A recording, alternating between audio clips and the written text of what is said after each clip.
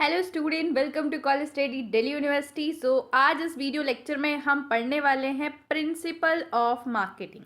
आपके principle of marketing के unit 1 के कुछ टॉपिक्स रह गए थे, तो हम वही कवर करने वाले हैं। तो पहले देख लेते हैं कि इस वीडियो में हम पढ़ेंगे क्या। तो पहले तो यही होलिस्टिक मार्केटिंग कॉन्सेप्ट हम पढ़ेंगे। इसके अलावा हम पढ़ेंगे मार्केट एनवायरनमेंट। आपका जो मार्केटिंग इन्वायरमेंट है उसको हम पढ़ेंगे, जिसके अंदर दो चीज आएंगी, आपका मैक्रो एंड माइक्रो इन्वायरमेंट। ठीक है, उसको हम सारे फैक्टर्स डिटेल में पढ़ेंगे और आज आपका यूनिट 1 पूरा कंप्लीट हो जाएगा। ठीक है, और अगर आपको इस वीडियो के नोट्स चाहिए तो आप हमारे टेलीग्राम चैनल को ज्वाइन कर सकते हैं। टेलीग्राम चैनल पे आपको नोट्स मिल जाएंगे। तो चलिए शुरू करते हैं। देख लेते हैं कि होलिस्टिक मार्केटिंग कॉन्सेप्ट क्या है। तो देखो, होलिस्टिक मार्केटिंग कॉन्सेप्ट ना बिल्कुल मॉडर्न और एडवांस अप्रोच है। मतलब पहले ये नहीं था, बाद में फ्लिप कॉर्टर ने इसको इंट्रोड्यूस किया। उसने कहा कि मार्केटिंग में ना सब कुछ मैटर करता है। मतलब मार्केटिंग को एक आइसोलेटेड चीज नहीं है, बल्कि पूरा इंटीग्रेटेड चीज है। सब कुछ इसमें मैटर करता है। ये कॉम्प्रिहेंसिव और इंटीग्रेटेड सिस्टम है। और एक जो बिजनेस है वो सक्सेस होगा या नहीं, कोई मार्केटिंग कैंपेन सक्सेस होगा या नहीं, वो डिपेंड करता है कि क्या मार्केटिंग, मतलब जो ऑर्गेनाइजेशन के डिपार्टमेंट्स है, स्ट्रैटेजी है, स्टेक होल्डर्स है, क्या वो साथ में काम कर रहे हैं। मतलब डिपार्टमेंट, स्ट्रैटेजी, स्टेक होल्डर सब एक साथ काम करेंगे, मिलके काम करेंगे, तब जाके ही सक्सेस मिलेगी। तभी जाके मार्केटिंग का जो भी हमारा अप्रोच है या जो भी हमारा क्या कहते हैं, हमने जो भी कैंपेन वगैरह रन किया वो सक्सेसफुल होगा। तो ये तो हो गया overview. Now come to the definition. Holistic marketing is a development, design, implementation of marketing program, process, activity that recognize the breadth and intended dependency. ये एक बेसिक डेफिनेशन है। आप इसको एज इट इज लर्न करके जाना और as it is लिख के आना। देखो, एक एग्जाम्पल से समझो। जैसे कि एक ह्यूमन बॉडी है। ह्यूमन बॉडी के अंदर बहुत सारे ऑर्गन है जो एक साथ फंक्शन करते हैं, तभी आप हेल्दी रह पाते हो। ठीक है, आपके लंग्स हो गए, आपका क्या हो गया, आपके सेंस ऑर्गन्स हो गए, आईज हो गई, ईयर्स हो गए, नोज हो गए, सब एक साथ काम करते हैं, तभी तो आपकी पूरी बॉडी ये चल रही है। ठीक है, तो उसी तरीके से जो बिजनेस है उसके भी जितने भी कंपोनेंट है, लाइक डिपार्टमेंट, पीपल, प्रोसेस, वो सारे एक साथ काम करेंगे तभी बिजनेस अच्छे से चलेगा। अगर वो एक साथ काम नहीं कर रहे हैं तो बिजनेस सर्वाइव नहीं कर सकता। और होलिस्टिक मार्केटिंग यही इंश्योर करता है कि जो मार्केटिंग और बिजनेस फंक्शन है वो सबको कोऑर्डिनेट और इंटीग्रेट करके चले। मतलब पहले क्या होता था कि जो मार्केटिंग है उसको एक डिपार्टमेंट अलग समझ लेते थे कि मार्केटिंग एक डिपार्टमेंट अलग है। बट आज के टाइम पे मार्केटिंग एक अलग डिपार्टमेंट नहीं है। मतलब हाँ, एक अलग डिपार्टमेंट हो सकता है कहीं पे, लेकिन मार्केटिंग की सक्सेस के लिए कि आपका प्रोडक्ट मार्केट में बढ़िया से काम करे, आपको सारी चीज़ें, जितने भी एरियाज हैं, उन सबको बिजनेस के इंटीग्रेट करके चलना पड़ता है। सबको हाथ में हाथ मिला के सब चलना पड़ता है, तब जाके ये चीज़ें सक्सेसफुल होती हैं। ठीक है, तो देखो कि आइडिया क्या है होलिस्टिक मार्केटिंग का। ये चीज़ है कि जो कंपनी के मार्केटिंग एफर्ट्स है, internal department, customer, environment, ethics, performance, वो सब एक साथ काम करें एक ऑब्जेक्टिव के लिए, किसी एक ऑब्जेक्टिव के लिए, और तब जाके वो ऑब्जेक्टिव हमारा फुलफिल होगा। होलिस्टिक मार्केटिंग के 4 मेन कंपोनेंट हैं, या ये कह लो कि 4 डायमेंशंस हैं। पहला है रिलेशनशिप मार्केटिंग। अब रिलेशनशिप मार्केटिंग में क्या है? रिलेशनशिप मार्केटिंग ये कहता है कि हम ना लॉन्ग टर्म रिलेशनशिप बिल्ड करना चाहते हैं सारे स्टेक होल्डर्स के साथ। I am not talking about only customers, please note it. Customer के बारे में बात नहीं कर रही हूँ, सारे स्टेक होल्डर के साथ, मतलब employees, customer, partner, supplier, financial community, सबके साथ एक लॉन्ग टर्म रिलेशनशिप बिल्ड करेंगे। हमारा एम सिर्फ इतना नहीं है कि हम सेल कर ले, नहीं, सेल करने का नहीं है, बल्कि एक ट्रस्ट क्रिएट करना है, एक लॉयलिटी, एक इमोशनल कनेक्शन हमें स्टेक होल्डर्स के साथ बनाना है।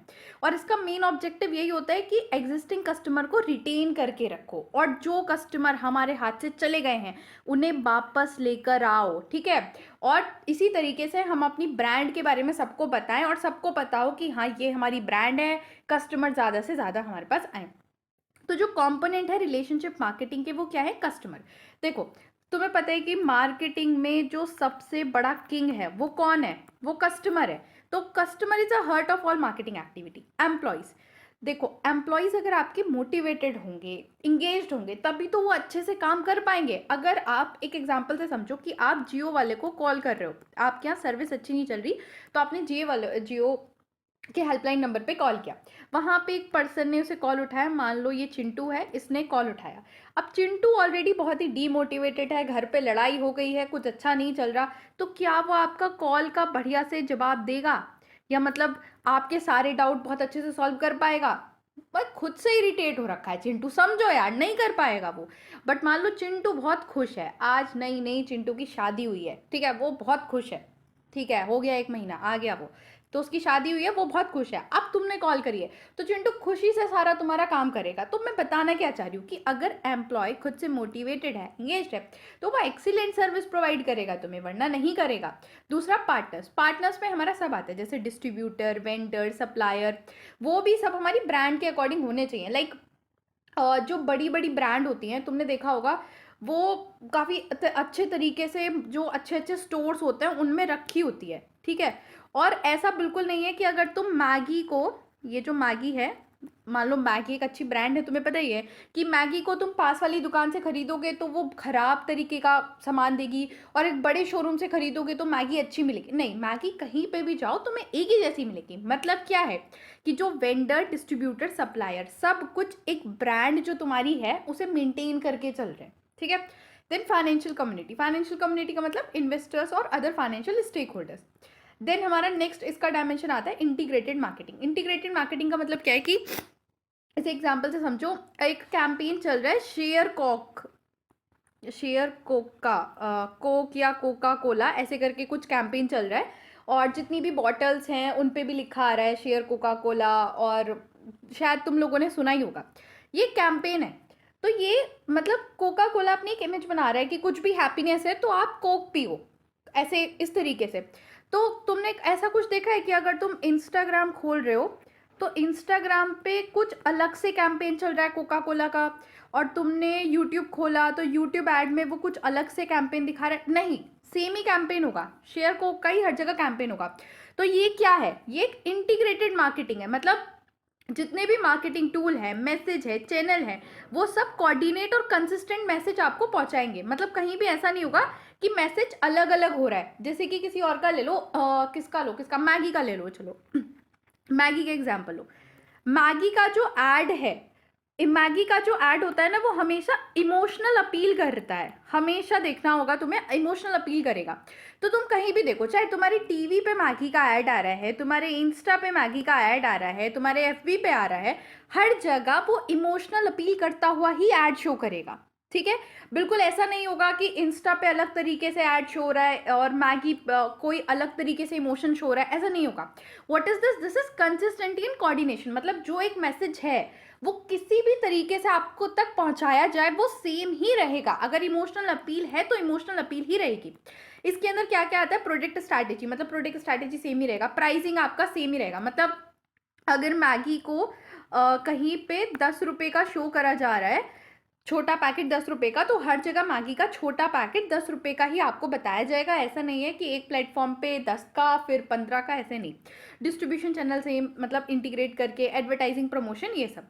देखो आइडिया क्या है इसका? आइडिया ये है कि marketing should not be random और डिस्कनेक्टेड। हर एक जो मार्केटिंग एक्टिविटी है वो एक दूसरे को सपोर्ट करे और एक दूसरे को इन्हांस करे। जैसे कि if a product is being advertise as a premium, its packaging, pricing, sales, support should reflect the same premium position. अब तुम इसे समझो, इस पॉइंट को समझो। जैसे कि तुम एक वॉच लेके आए, देखो मेरे को तो कोई अच्छी वॉच का ब्रांड का नाम पता नहीं है, बट शायद आप लोगों को पता होगा। कोई प्रीमियम तुम वॉच लेकर आ गए, ठीक है, तो उसका ना सब कुछ प्रीमियम होगा। जब उसका तुम पैकेजिंग खोलोगे, बिल्कुल प्रीमियम, अच्छे से, बहुत बहुत ही बढ़िया तरीके से पैक होगी। कई बारी ब्लैक कलर में पूरी पैक होती है, क्योंकि ब्लैक एकदम प्रीमियम का है। गोल्डन में पैक होती है। उसका प्राइस भी उसी हिसाब से होगा। फिर वॉच तुम्हारी 25,000 की, 1 लाख तक की वॉच आती है, फिर ऐसे वॉच होगी। और सेल सपोर्ट भी वैसे ही होगा। मतलब ऐसे कहीं पे भी वो वॉच नहीं मिल जाएगी कि गए तुम फड़ वाले भैया के पास, अरे वो वॉच दे दो 25,000 की, नहीं, शोरूम में मिलेगी या फिर उनकी वेबसाइट पे मिलेगी। तो मतलब सब कुछ प्रीमियम होगा, समझ रहे हो तुम? सब कुछ अगर प्रीमियम स्टार्टिंग से है तो सब कुछ ही प्रीमियम है। ये होता है कोऑर्डिनेशन टाइप। देन आता है internal marketing. What is internal marketing? Internal marketing focus करती है एम्प्लॉय पर, इंटरनल डिपार्टमेंट पे। अगर एम्प्लॉय तुम्हारे मोटिवेटेड नहीं है और वो कंपनी के विजन और कस्टमर्स की स्ट्रैटेजी को नहीं समझ पा रहे, तो तुम्हारे सारे मार्केटिंग एफर्ट फेल हो जाएंगे। मान लो आईफोन, ठीक है, आईफोन इस टाइम पे बहुत ही प्रीमियम चल रहा है, जैसे ही सब बहुत महंगा आता है, और उसका स्ट्रैटेजी भी यही है कि वो प्रीमियम प्रोडक्ट देता है, बिल्कुल क्या कहते हैं, बिल्कुल हाई प्रोफाइल, क्या कहते हैं, टारगेट ऑडियंस उसके जो होते हैं, जो टारगेट ऑडियंस है वो बिल्कुल हाई प्रोफाइल लोग हैं, बहुत ही रिच पीपल उसके टारगेट ऑडियंस है, ठीक है। तो अगर तुम देखोगे कि अगर तुम उसके शोरूम पे जाते हो आईफोन के, तो वहाँ पे जितने भी एम्प्लॉयज़ होंगे वो उसी तरीके से बिल्कुल तुम्हें प्रीमियम अच्छे से तैयार व्यार होके होंगे, शोरूम बड़ा अच्छा से बना होगा, तुम जाओगे बिल्कुल ऐसे ट्रीटमेंट वीआईपी टाइप का तुम्हें मिलेगा। तो दिस इज व्हाट कि एम्प्लॉयज़ को पता है कि तो आईफोन का जो विजन है या जो कस्टमर स्ट्रैटेजी वो क्या है, वो प्रीमियम क्वालिटी है, तो वो तुम्हें हर चीज़ में वो प्रीमियम वाली चीज़ फील कराएंगे। This is what the internal marketing. अगर उन्हें पता ही नहीं होगा, मान लो आईफोन के एम्प्लॉयज़ को पता ही नहीं है, वो कंफ्यूज है, तो वो ऐसे ही आ गया जी, स्लीपर्स में चप्पल वप्पल पहन के, धोती वोती बांध के, बिल्कुल ऐसा आ गया है। वैसे ट्रेडिशनल में कोई दिक्कत नहीं है, आ सकते हैं, बट क्योंकि उनका एक ऐसा उनकी स्ट्रैटेजी ऐसे प्रीमियम वाली है, तो वो बिल्कुल वैसे ही सूट वूट, मतलब क्या कहते हैं ना, बिल्कुल फॉर्मल्स में एकदम मेंटेन, शर्ट पे बिल्कुल प्रेस, क्रीज एकदम बिल्कुल ख़राब नहीं, बिल्कुल बढ़िया, वो वाली चीज़, मैं वो चीज़ समझाने की कोशिश कर रही हूँ। इसमें क्या होता है कि जो हायरिंग होती है वो भी बहुत ही सोच समझ के पीपल की हायरिंग की जाती है, फिर उन्हें ढंग से ट्रेनिंग दी जाती है और इंश्योर करा जाता है कि सारे डिपार्टमेंट हार्मनी में काम करें, ठीक है। और नेक्स्ट आता है परफॉर्मेंस मार्केटिंग। परफॉर्मेंस मार्केटिंग क्या है? ये नेक्स्ट डायमेंशन है, जिसका मतलब ये है कि मार्केटिंग की इफेक्टिवनेस को चेक करना कि आपने कोई भी मार्केटिंग कैंपेन किया है, so how best they it has performed, कितना हमारा बिजनेस गोल इसने अचीव करा है। ये रिजल्ट और मेट्रिक्स पे फोकस करता है, like sales growth, customer share, market satisfaction, इन सब पे। ये इंश्योर करता है कि marketing not only create the customer value but also contribute to the sustainable profitability and social welfare, ठीक है। यहाँ तक आपका ये होलिस्टिक मार्केटिंग अप्रोच खत्म हो गया। Now we are moving to the next topic, that is marketing environment. अब मार्केटिंग एनवायरनमेंट क्या होता है वो समझ लेते हैं। देखो, कोई भी जो बिजनेस है, कोई भी बिजनेस आइसोलेशन में तो नहीं चलता, ठीक है। वो चारों तरफ लोगों से, मतलब कोई ना कोई फोर्स उसकी होती है जो उसे ड्राइव कर रही होती है, जैसे कि तुम कस्टमर, सबसे पहले आता है कस्टमर, देन उसके बाद उसके सप्लायर होंगे, कॉम्पिटिटर होंगे, ये सब क्या है? ये ड्राइविंग फोर्स है। और यही बिजनेस का इन्वायरमेंट होता है कि बिजनेस इसी इन्वायरमेंट में चल रहा है। इन्वायरमेंट मतलब चारों तरफ की चीज़ें, वो फोर्सेस जो उसे इन्फ्लुएंस कर रही हैं।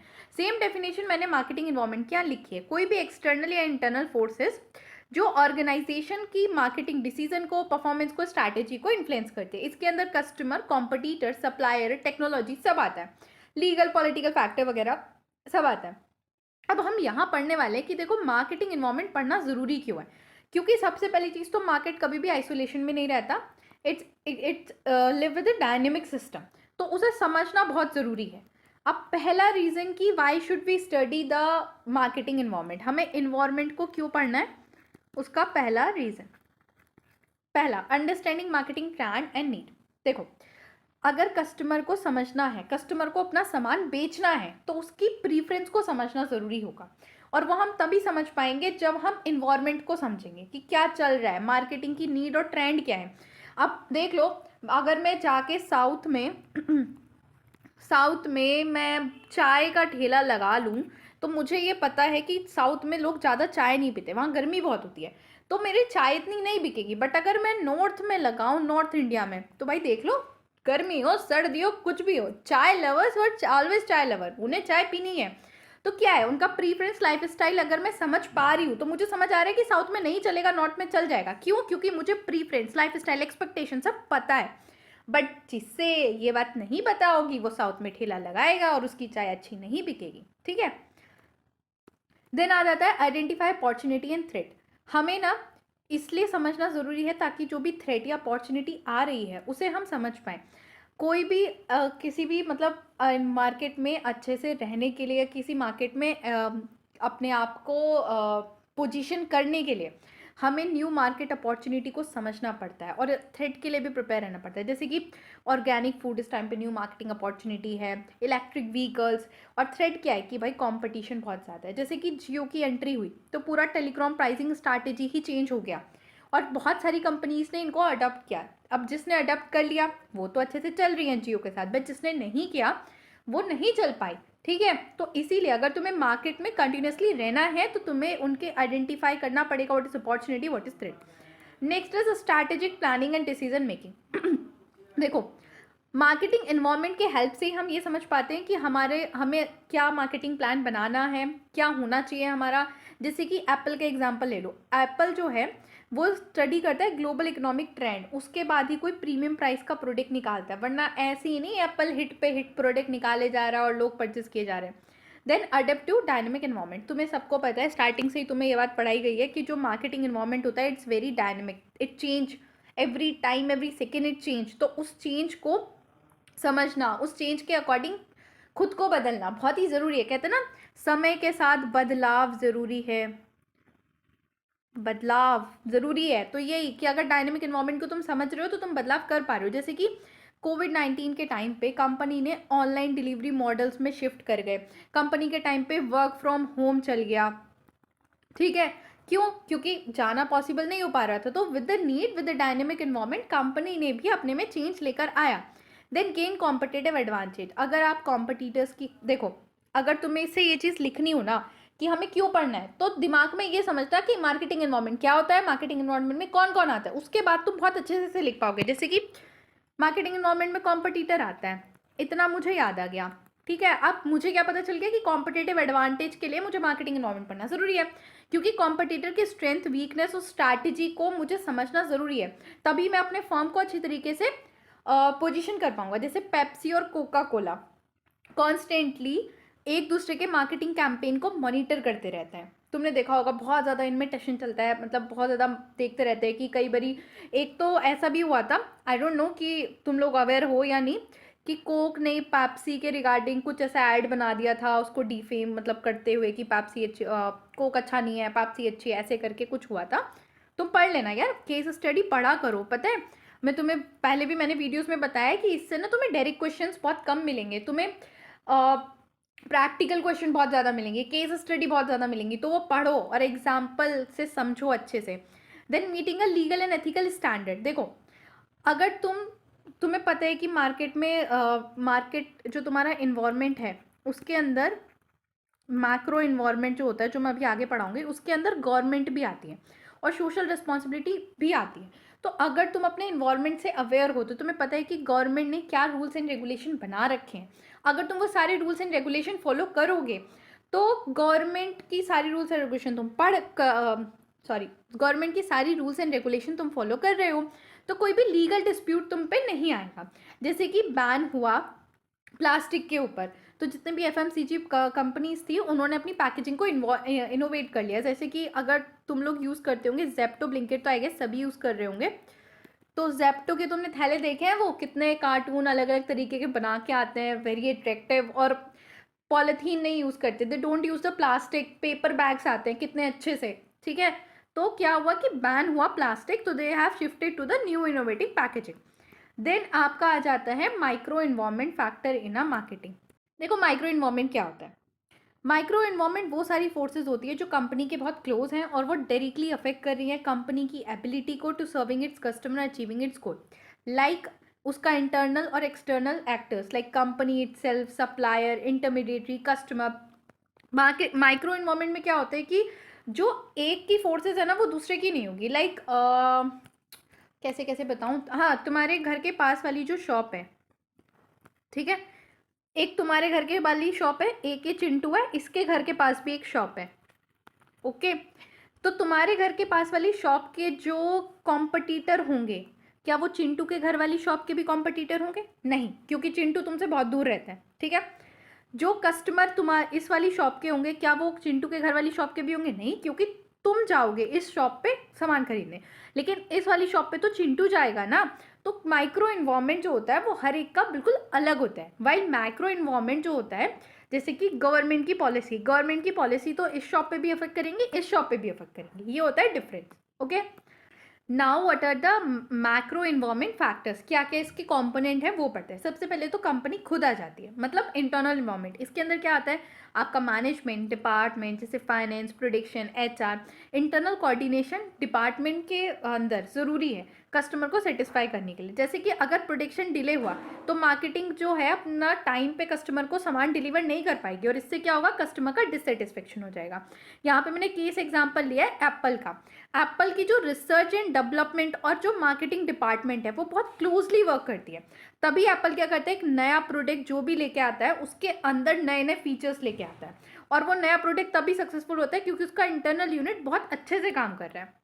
नेक्स्ट आ जाता है सप्लायर। सप्लायर कौन होते हैं, वो जो रॉ मटेरियल प्रोवाइड करते हैं, आपकी इक्विपमेंट सर्विस जो किसी भी प्रोडक्ट को बनाने में लगती है वो सब प्रोवाइड करते हैं। ठीक है, अब रॉ मटेरियल की रिलायबिलिटी, कॉस्ट और क्वालिटी वो डायरेक्टली अफेक्ट करती है आपकी प्राइस, अवेलेबिलिटी और क्वालिटी पे। कैसे, अगर आपको रॉ मटेरियल ही बहुत ही महंगा मिल रहा है, ठीक है, मान लो रॉ मटेरियल आपको 100 रुपये का मिल रहा है, तो क्या आप प्रोडक्ट बना दोगे 20 रुपये का? बताओ, बना दोगे? नहीं बनाओगे ना, लॉस में चला जाएगा। क्योंकि अगर तुम्हारे रॉ मटेरियल ही 100 का है तो अब तुम उस प्रोडक्ट को लगभग 150 का तो बेचोगे ना, थोड़ा प्रॉफिट कमाने के लिए।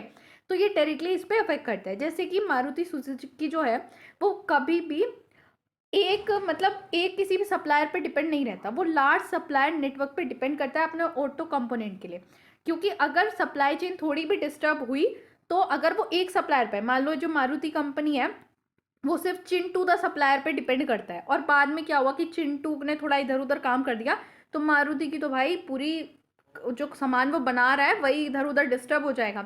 लेकिन मारुति जो है, मारुति सुजुकी, वो सिर्फ चिंटू पर डिपेंड नहीं करता, वो कई सारी चीज़ों पर, कई सारे सप्लायर पर डिपेंड करता है। तो अगर चिंटू नहीं भी दे रहा तो और कोई सप्लायर दे देगा। ठीक है, देन आता है marketing intermediaries. What are the intermediaries, वो ये हेल्प करती है कंपनी को अपने प्रोडक्ट को प्रमोट, सेल और डिस्ट्रीब्यूट करने में और फाइनल बायर तक पहुंचाने में। जैसे कि रीसेलर, होलसेलर और रिटेलर इसके अंदर आते हैं। फिजिकल डिस्ट्रीब्यूशन फर्म जैसे लॉजिस्टिक, ट्रांसपोर्ट, वेयर हाउस वाले। मार्केटिंग सर्विस एजेंसी जो एडवर्टाइज करती है। मीडिया रिसर्च फर्म और फाइनेंशियल इंटरमीडिएटरी जो इन मतलब कंपनी को पैसा देती है। जैसे कि अमेजोन एक पावरफुल इंटरमीडिएटरी है जो स्मॉल बिजनेस को सपोर्ट करता है, कनेक्ट करता है उनको मिलियन ऑफ कस्टमर ऑनलाइन। ठीक है, देन नेक्स्ट आता है कस्टमर। कस्टमर जो है बहुत ही इंपॉर्टेंट एलिमेंट है माइक्रो इन्वायरमेंट का। बिजनेस इसीलिए एग्जिस्ट करते हैं ताकि वो कस्टमर को सर्व कर सके, कस्टमर को प्रोडक्ट बेच सके, कस्टमर उसका प्रोडक्ट कंज्यूम कर सके। अब कस्टमर मार्केट में ना कई सारे आते हैं, जैसे कंज्यूमर मार्केट। कंज्यूमर मार्केट मतलब तुम, हम, तुम्हारा घर, मेरा घर, consumer market. Business market, business market मतलब इंडस्ट्रीज जो बड़े बड़े मशीनरी वगैरह खरीदती हैं वो। रीसेल मार्केट, रीसेल मार्केट मतलब जो होलसेलर वगैरह होते हैं वो। गवर्नमेंट मार्केट जैसे पब्लिक सर्विस प्रोवाइड करना।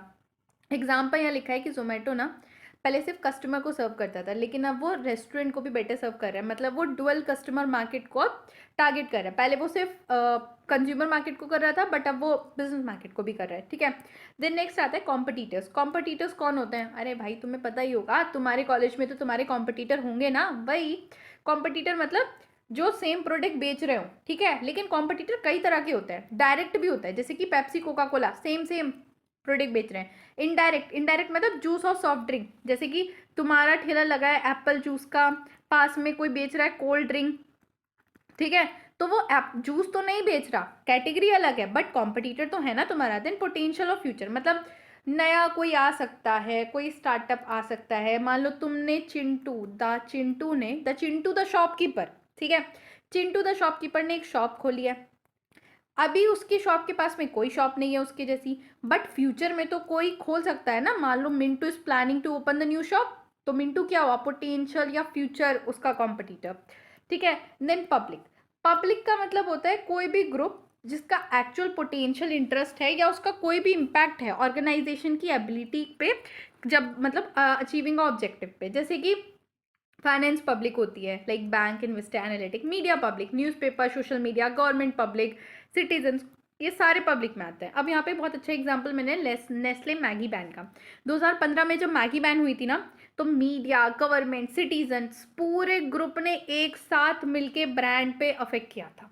इससे शो करते हैं कि कैसे जो पब्लिक है वो मार्केटिंग में रोल प्ले करती है। ठीक है, यहाँ तक मैंने तुम्हें माइक्रो इन्वायरमेंट पूरा पढ़ा दिया है, उसके कंपोनेंट पढ़ा दिए हैं with example. Now I am going to start the macro environment and the factor in marketing. Macro environment क्या होता है? देखो मैक्रो इन्वायरमेंट है ब्रॉड एक्सटर्नल फोर्सेस जो सिर्फ एक कंपनी को अफेक्ट नहीं करती बल्कि पूरी इंडस्ट्री या इकोनॉमी को अफेक्ट करती है, ठीक है। और बिजनेस इनको कंट्रोल नहीं कर सकता। वन मोर पॉइंट, जो माइक्रो इन्वायरमेंट है, माइक्रो इन्वायरमेंट को कंट्रोल किया जा सकता है through the business, but macro environment को कंट्रोल नहीं किया जा सकता बाय द बिजनेस। बिजनेस को इसके अकॉर्डिंग ही अपने आप को चेंज करना पड़ता है ताकि वो सर्वाइव कर सके और ग्रो कर सके। अब इसमें क्या क्या था, पहले demographic environment. Demographic environment means population, कि तुम्हारे आसपास की पॉपुलेशन कैसी है, कितना साइज है, उसमें जेंडर मतलब गर्ल्स ज़्यादा हैं बॉयज़ ज़्यादा हैं, एज कितनी है उनकी, ऑक्यूपेशन लिटरेसी, ये सब। अब ये सब क्यों ज़रूरी है, ताकि हम टारगेट मार्केट को आइडेंटिफाई कर सकें, एज ग्रुप के बेसिस पे हम प्रोडक्ट की डिमांड डिसाइड कर सकें। जैसे कि मान लो मेरे घर के पास में बहुत ही यंग जनरेशन है, ठीक है, तो स्मॉल गैजेट्स, स्मार्ट गैजेट्स की वहाँ पे ज़्यादा डिमांड होगी बिकॉज यूथ को स्मार्ट गैजेट चाहिए। लेकिन अगर मेरे घर के पास में एल्डरली पीपल या मेरे पूरे जहाँ पे मेरी फैक्ट्री है या जहाँ पे मेरा बिजनेस है वहाँ पे, या जहाँ पे मैं बिजनेस लगा रही हूँ वहाँ पे एल्डर पीपल बहुत ज़्यादा है, तो वहाँ पे हेल्थ केयर प्रोडक्ट की ज़्यादा डिमांड होगी। तो वहाँ पे अगर मैं स्मार्ट गैजेट लगाऊँ तो वो उतना नहीं चलेगा, बट अगर मैं मेडिकल खोल के बैठूँ तो वो चल जाएगा, ठीक है। जैसे कि India youth population derive demand for mobile phone, online education and fashion wear. Young population को यही चाहिए होता है, ठीक है। देन नेक्स्ट आता है इकोनॉमिक इन्वायरमेंट। इकोनॉमिक इन्वायरमेंट मतलब इकोनॉमिक कंडीशन क्या चल रही है तुम्हारी पूरी कंट्री की, ट्रेंड क्या चल रहा है, कंज्यूमर की परचेजिंग पावर क्या है। देखो अगर तुम्हारी इकोनॉमी नीचे जाएगी इकोनॉमी नीचे जाएगी, इससे क्या होगा, कंज्यूमर की जो परचेजिंग पावर है, परचेजिंग पावर वो भी नीचे जाएगी। परचेजिंग पावर नीचे जाएगी तो डिमांड जो है तुम्हारे प्रोडक्ट की या किसी के भी प्रोडक्ट की वो भी नीचे जाएगी, और डिमांड नीचे जाएगी तो तुम्हारी सेल भी कम हो जाएगी। तो इस तरीके से सिस्टमैटिकली अफेक्ट होता है, मतलब पैटर्न बाय पैटर्न अफेक्ट करता है, ठीक है। क्या क्या फैक्टर्स इसके अंदर आते हैं, तो inflation, interest rate, income level, employment, GDP. अब इसकी इंपॉर्टेंस क्या है, किसी भी प्रोडक्ट की डिमांड जो है वो इकोनॉमी ही डिटरमाइन करती है। अगर इकोनॉमी बूम चल रही है, ठीक है, तुम्हारी इकोनॉमी बहुत बूम चल रही है, इससे क्या होगा, तुम्हारी जो परचेजिंग पावर है वो बहुत ही हाई पे जाएगी। तो क्या होगा, जो लग्जरी प्रोडक्ट है उनकी भी डिमांड हाई पे जाएगी, क्योंकि अब तुम्हारे पास पैसा बहुत है भाई, तुम छोटे मोटे सामान थोड़ी खरीदोगे, अब तो तुम बिल्कुल कतई अंबानी हो गए हो, हाई फाई सामान खरीदोगे, ठीक है। तो डिमांड जो है तुम्हारे क्या कहते हैं लग्जरी गुड्स की वो ज़्यादा चाहिए। बट मान लो अगर उल्टा हो जाए तो उस केस में क्या होगा, नेसेसिटी गुड्स की डिमांड बढ़ेगी, लग्जरी की नहीं, नेसेसिटी गुड्स की। जैसे कि कोविड के टाइम पे जो लग्जरी गुड्स थे उनकी डिमांड एकदम कम हो गई थी, लग्जरी कार की डिक्लाइन हो गई थी, बट जो एफएमसीजी प्रोडक्ट थे, if the peoples don't know what is FMCG product, FMCG product मतलब जैसे कि तुम्हारा रोज़मर्रा का सामान होता है, जैसे सोप हो गया, और जो भी अपने आस जहाँ तुम बैठे हो ना वहाँ चारों तरफ निगाह घुमाओ, जो भी तुम्हें ऐसे प्रोडक्ट दिख रहा होगा, तुम्हारा टूथपेस्ट और टूथब्रश, ये सब एफएमसीजी प्रोडक्ट में आते हैं, ठीक है। देन आता है नेचुरल इन्वायरमेंट। नेचुरल इन्वायरमेंट मतलब नेचुरल रिसोर्सेज कंडीशन जो आपके मार्केटिंग डिसीजन को अफेक्ट करती है, जैसे क्लाइमेट, जोग्राफिकल कंडीशन। अब अगर मान लो कहीं पे भूकंप आ गया, अर्थक्वेक आ गया, एक मिनट गाइस स्पेलिंग गलत हो गई, अर्थक्वेक आ गया, ठीक है। अगर कहीं पे अर्थक्वेक आ गया तो ऐसा थोड़ी है अर्थक्वेक ये कहेगा कि भाई ये चिंटू की फैक्ट्री है, इसमें तबाही मचाएंगे, ये मिंटू की फैक्ट्री है, इसमें तबाही नहीं मचाएंगे, ऐसा थोड़ी होता है। अर्थक्वेक किसी की भी फैक्ट्री हो वो नहीं देखता। तो ये वो फैक्टर्स हैं जो सब पे अफेक्ट करता है। तो वही मतलब कोई भी climate, geographical condition, raw material availability, pollution, ये सब इसमें आता है। इन्हें समझना क्यों ज़रूरी है, क्योंकि इस टाइम पे कंज्यूमर का जो कंसर्न है इको फ्रेंडली प्रोडक्ट के लिए वो बहुत ज़्यादा बढ़ रहा है। कंपनी रिन्यूएबल रिसोर्सेज पे फोकस कर रही है, ग्रीन मार्केटिंग पे फोकस कर रही है। तो अब ये सभी कर रहे हैं फोकस, मतलब ऐसा नहीं है कि कोई एक पर्टिकुलर फैक्ट्री कर रही है, पर्टिकुलर इंडस्ट्री कर रही है। तुमने देखा होगा कि हर कोई कर रहा है, चाहे वो कोई भी कंपनी हो, कुछ भी बना रही हो, वो ये सोच रही है कि how to be a sustainable, ठीक है। जैसे कि ऑटोमोबाइल ने अभी शिफ्ट कर लिया है इलेक्ट्रिक व्हीकल की तरफ, क्योंकि ग्लोबल वार्मिंग हो रही है, पॉल्यूशन कंट्रोल नॉर्म्स आ गए हैं इसलिए। देन नेक्स्ट आता है टेक्नोलॉजिकल इन्वायरमेंट। टेक्नोलॉजिकल इन्वायरमेंट जो है, नए नए टेक्नोलॉजिकल एडवांसमेंट आ जाते हैं, तो इसलिए प्रोडक्शन, मार्केटिंग और कस्टमर बिहेवियर चेंज हो जाता है, और उसको समझ के हमें अपने प्रोडक्ट को भी चेंज करना पड़ता है। जैसे कि इम्पॉर्टेंस क्या है इसकी, जैसे अगर हमें नया प्रोडक्ट क्रिएट करना होगा, स्मार्टफोन लेके आएंगे, जैसे अभी एआई आया है, एआई ने सबको इम्पैक्ट किया है। तुम्हारा एजुकेशन सेक्टर हो या तुम्हारा कंसल्टिंग सेक्टर हो, ठीक है, तुम्हारा एजुकेशन से लेके कंसल्टिंग सेक्टर तक एआई ने सबको अफेक्ट करा है। तो अगर कोई भी नई टेक्नोलॉजिकल इनोवेशन होता है तो सबको चेंज करना पड़ता है। अब कोई भी इंडस्ट्री हो तुम्हारी, कोई भी कंपनी हो, वो एआई को अडॉप्ट कर रही है। इवन एजुकेशन सेक्टर में भी हम लोग चैट जीपीटी वगैरह यूज़ करते हैं, ठीक है। तो वही कि ई कॉमर्स, जैसे कि ई कॉमर्स बूम हुआ था इंडिया में, और इसके वो क्यों हुआ था, because of digital payment, UPI payment. तो मतलब सारी चीज़ों को अफेक्ट कर रहा है। देन पॉलिटिकल और लीगल इन्वायरमेंट। पॉलिटिकल और लीगल इन्वायरमेंट में क्या आता है, तुम्हारी गवर्नमेंट की policies, political stability, law, regulation और बिजनेस ऑपरेशन। अब ये ज़रूरी क्यों है, देखो, अगर कोई भी बिजनेस कहीं भी किसी भी कंट्री में, मान लो कोई बिजनेस जो है वो इंडिया में चल रहा है, तो उसे इंडिया के जितने भी लॉज हैं, बिजनेस लॉज हैं, उन सबको फॉलो करना पड़ेगा, वरना उस पर पेनल्टी लग जाएगी। और देखो, अभी मैं तुमसे कहूँ कि तुम अफगानिस्तान में जाके एक घर ले लो, और मैं तुम्हें कह रही हूँ कि वो घर सिर्फ तुम्हें 100 रुपये का मिलेगा, तो क्या तुम जाओगे अफगानिस्तान में घर लेने? यही बोलोगे ना, मैम कैसी बातें कर रही हो, अफगानिस्तान में पागल थोड़ी है जो घर लेना अफगानिस्तान में जाएंगे। क्यों नहीं जाएंगे? बिकॉज पॉलिटिकल स्टेबिलिटी नहीं है वहाँ का, पॉलिटिकल इन्वायरमेंट खराब हो रखा है, गवर्नमेंट पॉलिसीज खराब हो रखी है, ठीक है, तो इसलिए नहीं जाओगे। तो कोई भी अफगानिस्तान में इस टाइम पे इन्वेस्टमेंट क्यों नहीं कर रहा है? बिकॉज उसका पॉलिटिकल इन्वायरमेंट, लीगल इन्वायरमेंट सही नहीं है। इस तरीके से पॉलिटिकल और लीगल इन्वायरमेंट अफेक्ट करता है। अब जैसे इंडिया की पॉलिसी है मेक इन इंडिया, इसका मतलब क्या है कि वो इनकरेज कर रहा है लोकल मैन्युफैक्चरिंग को, तो बिजनेस बूम करेगा, परचेसिंग पावर बूम करेगी, ठीक है। अब जैसे कि I don't know if you heard or not, special economic zones create करे गए हैं इंडिया के अंदर, काफ़ी पहले क्रिएट कर दिए गए हैं, बहुत सारे स्पेशल इकोनॉमिक जोन्स हैं। तो स्पेशल इकोनॉमिक जोन्स में क्या होता है, जो भी इंडस्ट्री लगती है तो उस इंडस्ट्रीज़ पे बहुत सारे लॉज को रिलैक्स कर दिया जाता है, ठीक है, और टैक्स भी रिलैक्स कर दिया जाता है।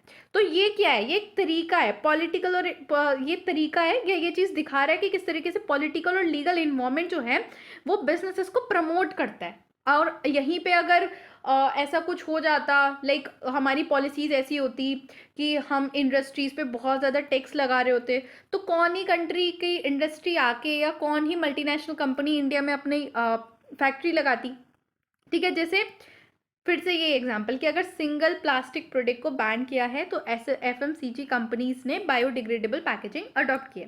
देन आता है social culture environment. Social culture environment क्या होता है, मतलब हमारी value, believe, life style, tradition, custom of the society जो कंज्यूमर के बिहेवियर को इन्फ्लुएंस करते हैं। जैसे कि मैं तुम्हें इसका एग्जाम्पल देती हूँ, सऊदी में अगर कोई भी एड चलता है सऊदी में, तो वो ना थोड़ा उल्टा होता है, लाइक वहाँ पे उर्दू चलती है, तो जो भी ऐड होता है ना वो लाइक उर्दू जो होती है, अगर तुम्हें पता होगा, तो वो राइट से लेफ्ट में पढ़ी जाती है। But if we talk about English और हिंदी, तो वो लेफ्ट से राइट में पढ़ी जाती है। तो वहाँ पे जो एडवर्टाइजिंग होता है ना, वो भी राइट से लेफ्ट वाले साइड की तरीके से होते हैं as compare to left to right, जैसे इंडिया में चलते हैं, ठीक है।